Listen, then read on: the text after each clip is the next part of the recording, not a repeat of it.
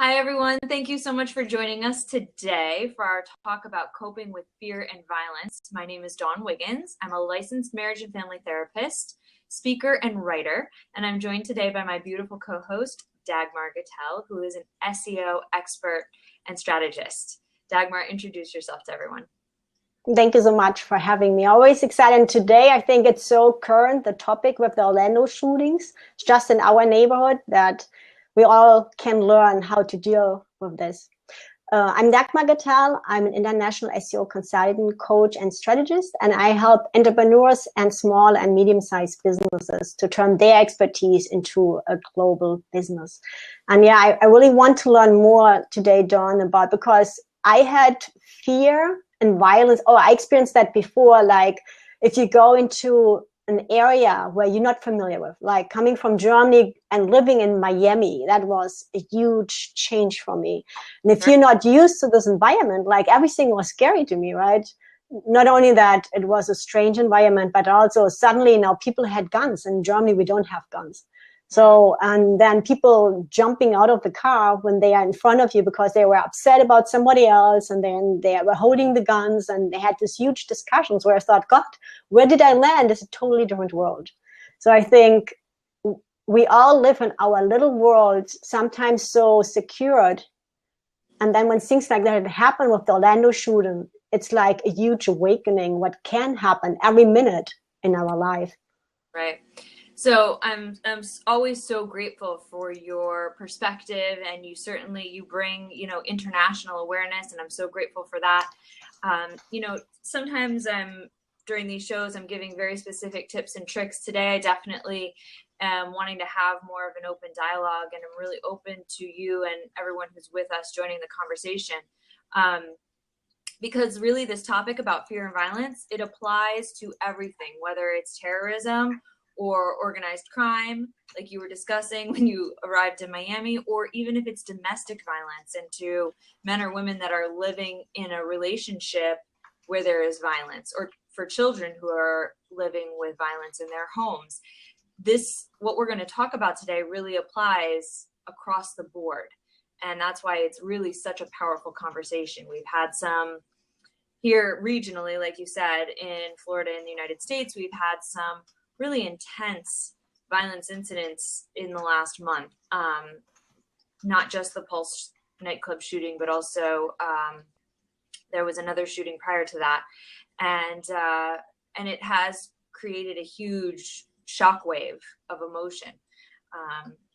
And so I think it's a valuable topic to discuss, and I'm very grateful to anyone who joins the conversation and wants to jump in.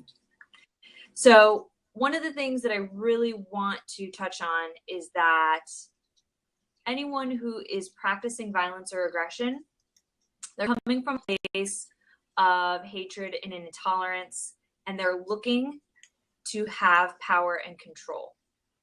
And so if we respond to violence or aggression by becoming overwhelmed with fear, we're literally giving them exactly what they're looking for. We're giving the perpetrator of violence power and control when we move away from it and become overcome with fear. So one of the most important things to remember in coping with violence is that you have to be willing to manage your fear. And it's not really a natural thing. Like when we come face to face with the unknown, like you said, Dagmar, something that you're not familiar with or something that's legitimately scary, our natural human response is typically fight, flight, or freezing. Right. And so coping with violence in a healthy way actually means fighting that natural response.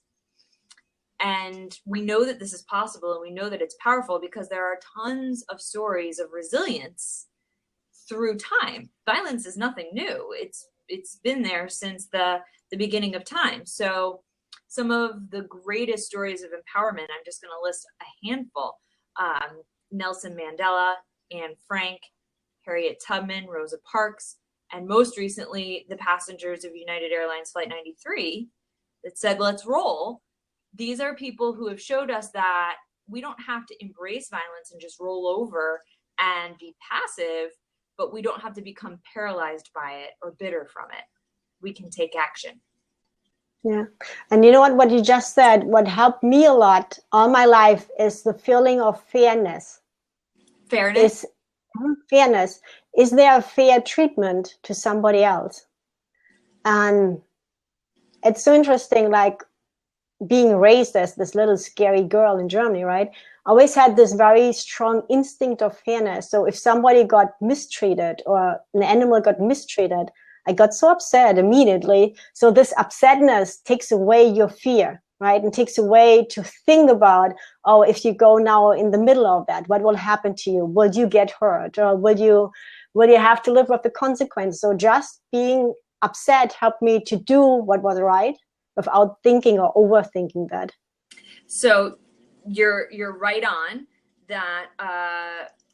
When we feel fearful, anger or bitterness is very tempting because it allows us to feel like we're back in charge or control, or that we have power.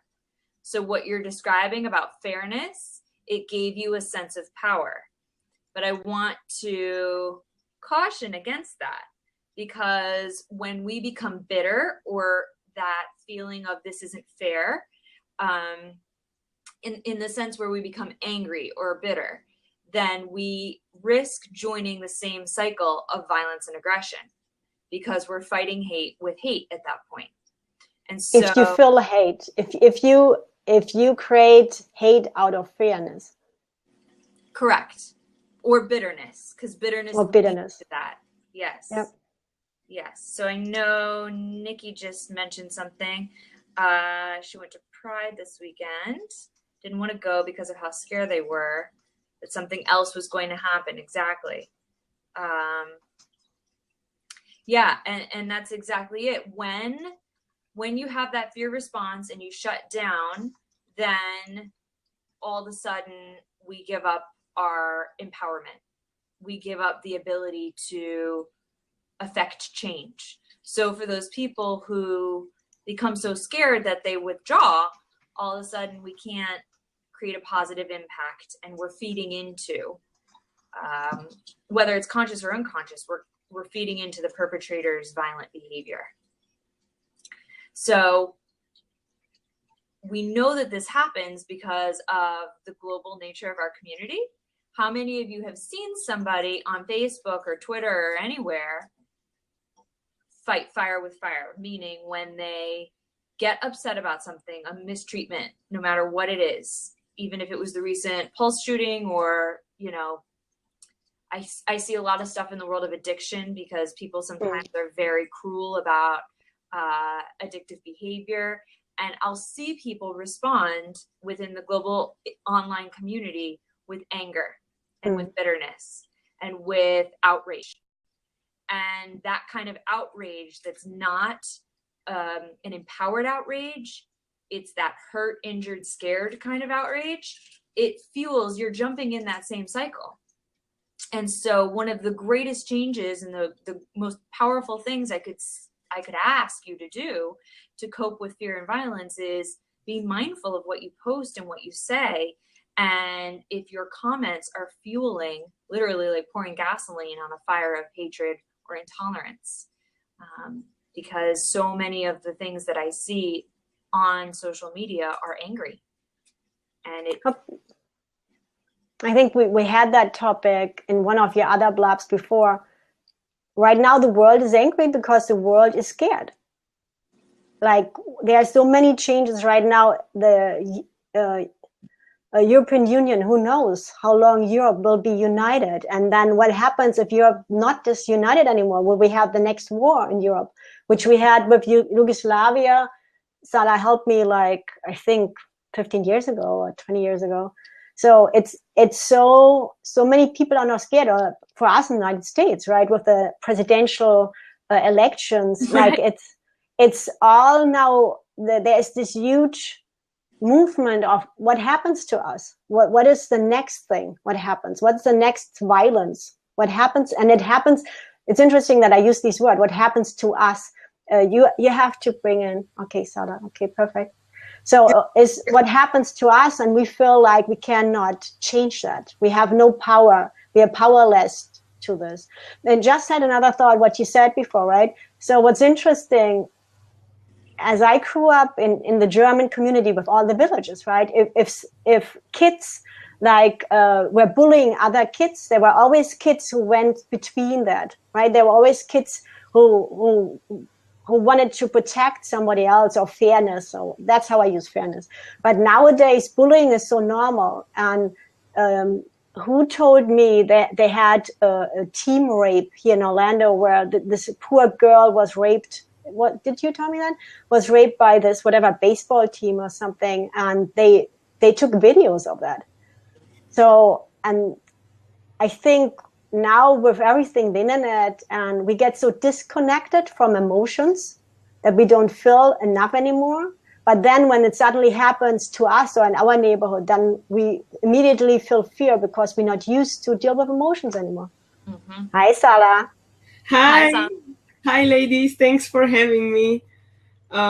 What you both just said, it resonates with me so much. That's why I was so early to today's blab also, because I teach internet safety also in primary schools and in high schools, and I can so relate to what you both said, and especially you, Dagmar.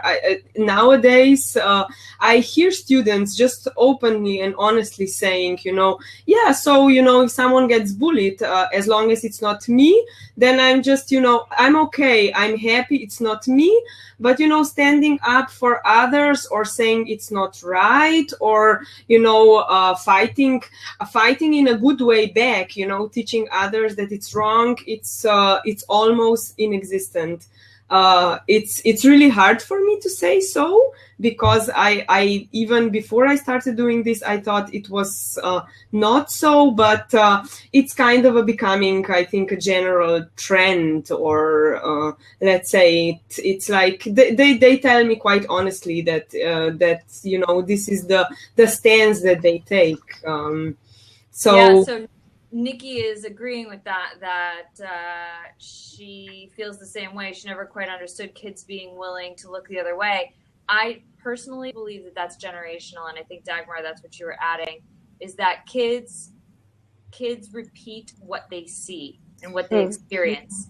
And so let's say that there's bullying going on in their own home, or that all of the media they're consuming involves bullying or violence, or it's not empowering, then that they don't have the tools to stand up or to know how to, what you said, Zala, like fight back in an empowered way. And I want to make a difference. I want to change this kind of way.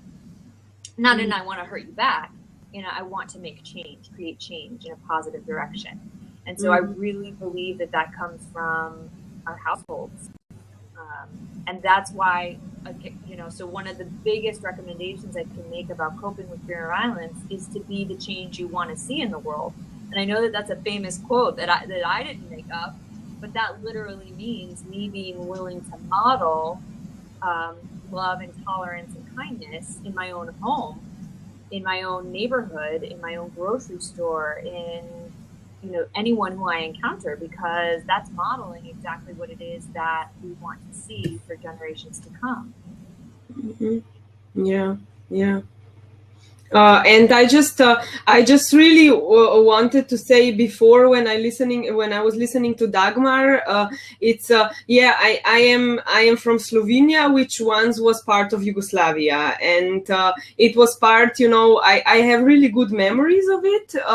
Also, my parents have real good memories, and it was like a really one big happy community. But when the war broke and when it went apart, it was really an excruciating experience.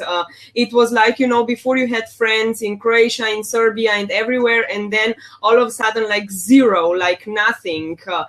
Families were broke apart. And still nowadays, for example, when the situation with the refugees kind of floated, to the surface, we're seeing the same pattern patterns here, the same patterns that were kind of taught to us, of being different, of, not belonging here, you're a newcomer, you're not really welcome. And it's, for me, me personally, it saddens me, because it's just, I think these are, beliefs, and these are the values that were just like kind of handed to us. And with this virtual world that we're living in, it's much more difficult to control the communication.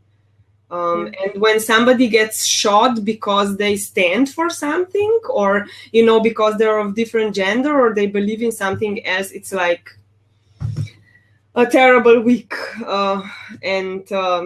Sometimes, I'm really grateful for you too to discuss this, because it's sometimes, you're really looking for a meaning, and behind all of this, and sometimes it's even for me really hard. Well, and I appreciate your honesty and your openness. You said so much just now, Zala, about how war fractured your community and it changed the dynamics, and that you're grateful for this dialogue because it's easy to lose faith. And that's exactly what we can't do. We have to stay hopeful. And we have to choose to immerse ourselves in a positive message. Otherwise, my mom always said, garbage in, garbage out. And so if all we do is feed ourselves fear and negativity and violence, then we too will tend to focus on fear, negativity, and violence. And then it paralyzes us, or, again, that fight, flight, or freeze thing. Mm-hmm. So I am grateful for these conversations as well, because it's staying in solution. It's focusing on the message of hope and positive change, and understanding more about how I can do that, how you can do that. Believing that really individually and collectively we can make a change in the world. Some of the folks that I mentioned historically earlier in the show, the Nelson Mandelas, the Rosa Parks of the world, they made incredible impacts just from taking a stand and choosing not to be afraid for their lives. Number one, they may have had fear for their lives, but they didn't let that paralyze them or stop them from choosing to implement change or to fight for what they believed in.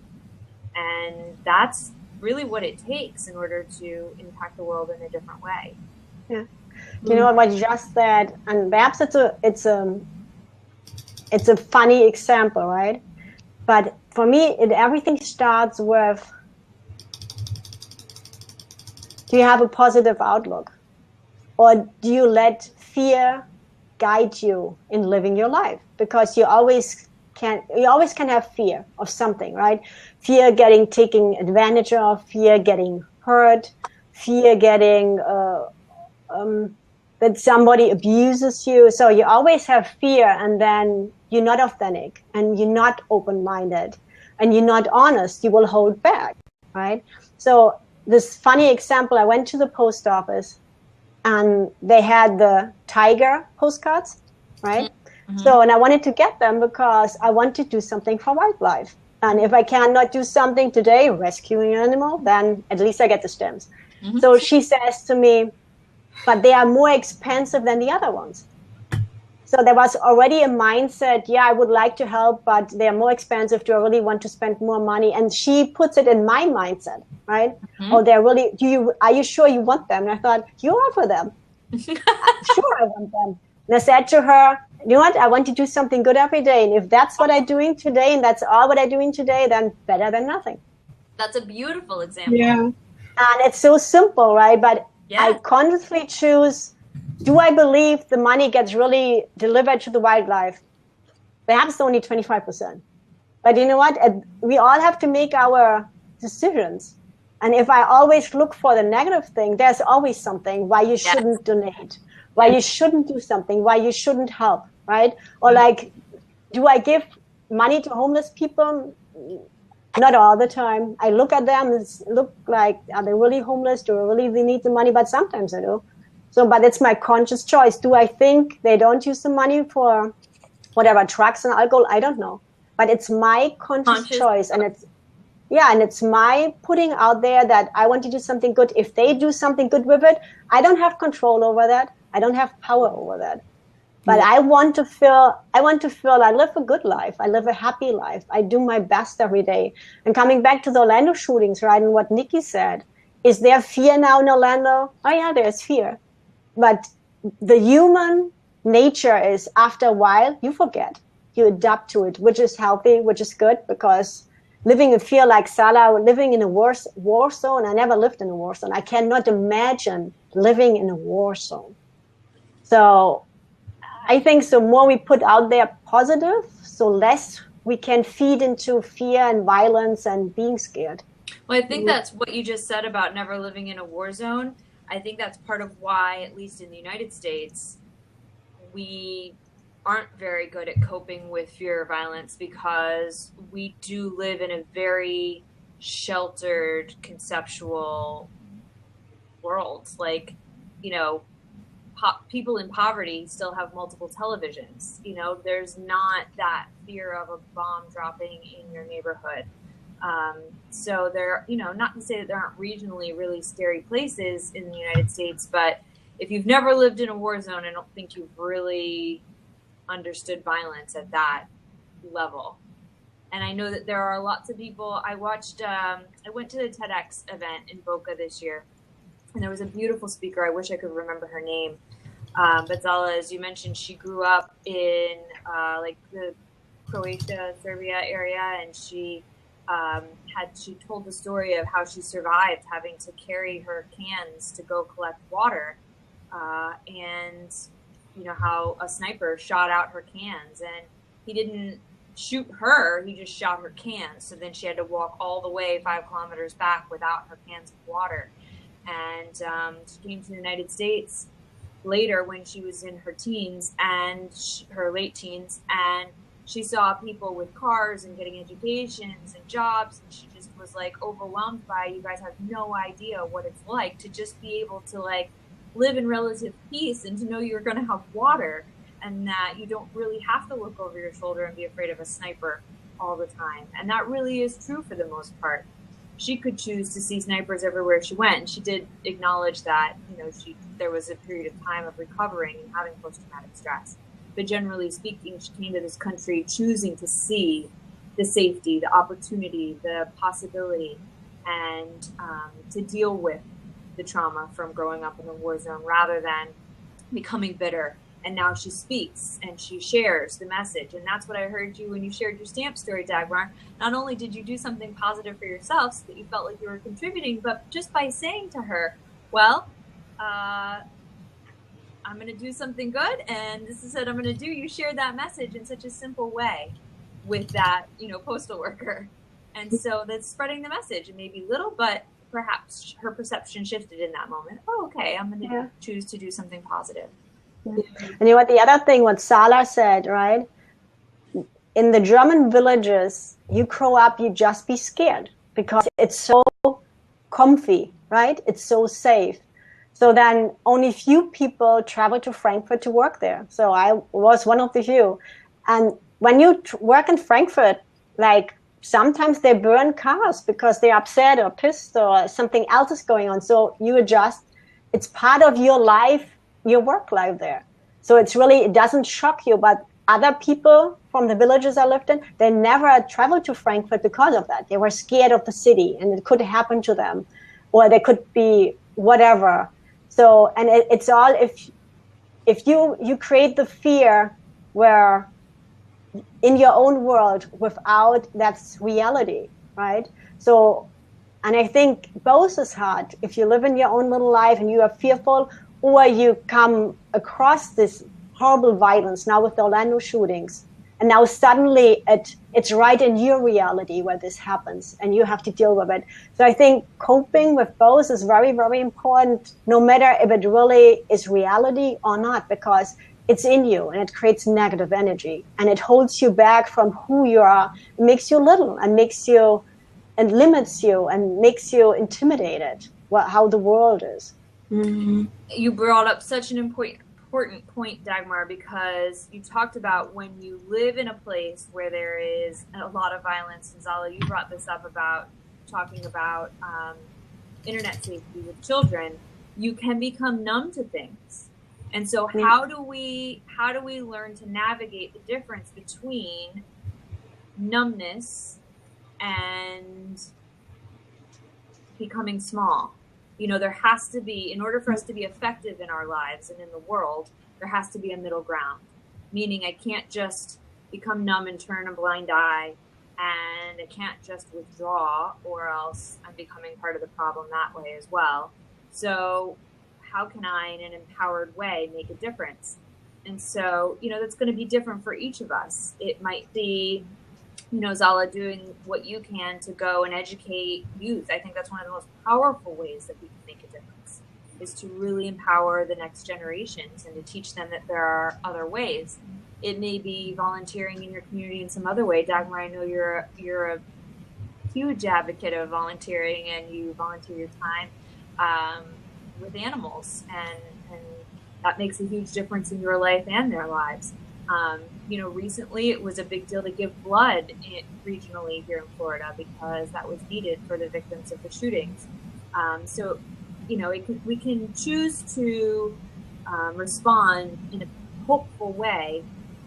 We just have to figure out what that is for us, whether it's volunteering our time or our money, or by sharing the message, by educating. Mm-hmm. Yeah. You know what the other thing is? I'm sorry, Zala. Go ahead. I'll come after you. I heard that they flew in dogs, service dogs, I guess, for the people who survived the Orlando shootings and their families, just to comfort them. Mm. And I thought that's amazing to do. That's something where is that coping too? That you learn? Mm-hmm. It is. So I thought it's amazing, something I never thought about, but it totally makes sense, right? So there are so many ways to do it, but you need to be conscious about that you need it. Mm-hmm. Right? Yeah. So those are emotional support animals, and so they probably have, those dogs that they flew in probably have very special training, because there is a lot of special training that dogs can go through that make them very uniquely capable of soothing people or helping people that have especially mental illness, sometimes addiction, or some types of trauma. And so those dogs have special training, and they are very effective at helping those people find their resilience and to feel safe. Mm-hmm. And Nikki added that the same thing for the Sandy Hook shootings. They did the same thing. They flew in the emotional. Wow. Yeah. Yeah. And what for example, what for me was really, I read somewhere, for example, that one airline, which was really a nice gesture also for me, that one airline offered, you know, free flights for all the immediate family and all the family members that wanted to, you know, join their either parted ones or their, you know, survived ones.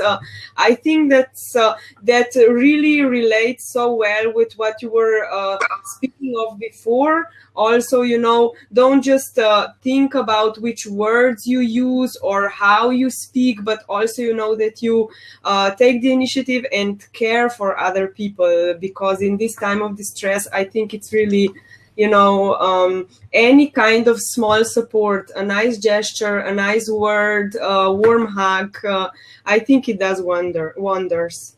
Absolutely. And that's the emphasis here, is really about embracing unity in the face of adversity. And when we come together, we can create such powerful outcomes, and we can show whoever the perpetrators are that we aren't going to be shut down by fear or violence. And that is so powerful when we unify to do it. And we're doing it right now, you know, in this room, as we're having this conversation, we are creating positive energy. We're talking about, and I love that Nikki is so, she's adding all these little details. It was JetBlue and how Disney donated, and the GoFundMe campaign for the victims in Orlando. These are all things that people did in the aftermath of violence. And and they're beautiful, and you know, they may have benefits to those companies. You know, those companies may have gotten tax write-offs, but that's okay. They are doing things to make a positive impact in the world, and that's why we're all here. Yeah. That's so, you put it so well, Dawn. It doesn't matter the business, the brand, or how much money, but I think that the most important is the intent behind it. You know, the positive impact that we really want to deliver. You know, that love always wins. I mean, this is the hashtag that I will embroider on my forehead. But you know, love wins. Yes. Because that has to be like this. Yes. And so that's really the ultimate, you know, message that I want everybody to hear today, is that to really, really deal with fear and violence is we have to be willing to shift our painful feelings to positive ones. It means we have to be willing to embrace hope, love, and action. And as long as we're embracing hope, love, and action, we are going to make a difference. Whether it's in our starting with our personal lives and then stretching outwards to the community as far and wide as we're willing to stretch. And today we're stretching across the globe, and that's awesome. Yeah. Yes, it is. I wish I could give a global hug, you know, a global, not only virtual, but IRL hug. But we'll get there one day. We will get there one day. Don't you worry. When Dawn has her international conference. Right. Exactly. When we make a positive movement. Yes. Creating an impact. Yeah. Yep. That's definitely one of the reasons why I love speaking and I love writing, because you can make a larger impact and reach more people. And so I'm grateful for the two of you being here today. I'm grateful for everyone who's watching and for everyone who commented and joined us. If this topic or other topics about personal development interest you, please visit my website, DawnWigginsTherapy.com. I'd love for you to sign up for my newsletter where we can stay in touch, and you will get what is it that you call it, Zala? Inspiration in your inbox? Yes. I truly enjoy writing those newsletters, and I send them from my heart. And so I would encourage you to check out the website. There's a blog post that goes with today's Blab show. And if you're interested in therapy or wonder if therapy is a choice for you, there's an On the House consult page where you can schedule a 30-minute phone session with me so that we can get to know each other a little bit better and identify any goals that you may have that we could work on. So thank you so much to everyone who joined us live. Thank you if you're watching the recording. I'm grateful to everyone's feedback and discussion, and I wish everybody a beautiful, hopeful, and loving day. Absolutely. Yeah. And especially I love Dawn's newsletter, because this makes my day. It's so much positive energy and vibrations, and sometimes just a great reminder what life is all about, right? Because I work a lot, and it's really, and I had it before in my life as my German husband died. You work, and then suddenly something happens to you, right? Or with the Orlando shootings, now the people are dead. You cannot see them anymore. You cannot speak with them anymore. You cannot communicate with them anymore, not hugging, nothing. So everything else, like your job or your business or all your materialistic things, they're still there. But now your loved one is gone. It's like this hole in your heart and hole in your life.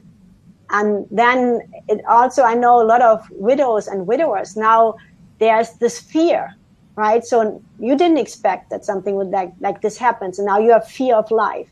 And then you're fearful it happens again. So what Nikki wrote, so now her friends are fearful it happens again. And perhaps now it happens to us.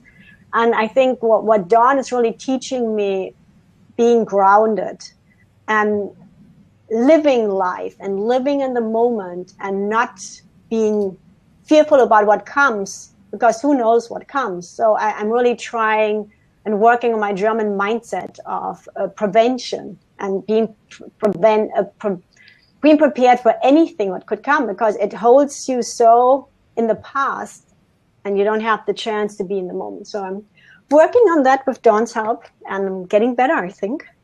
So, but that's really like fear can be a huge limitator to your life. Huge. And you will never live your life fully if you are in fear.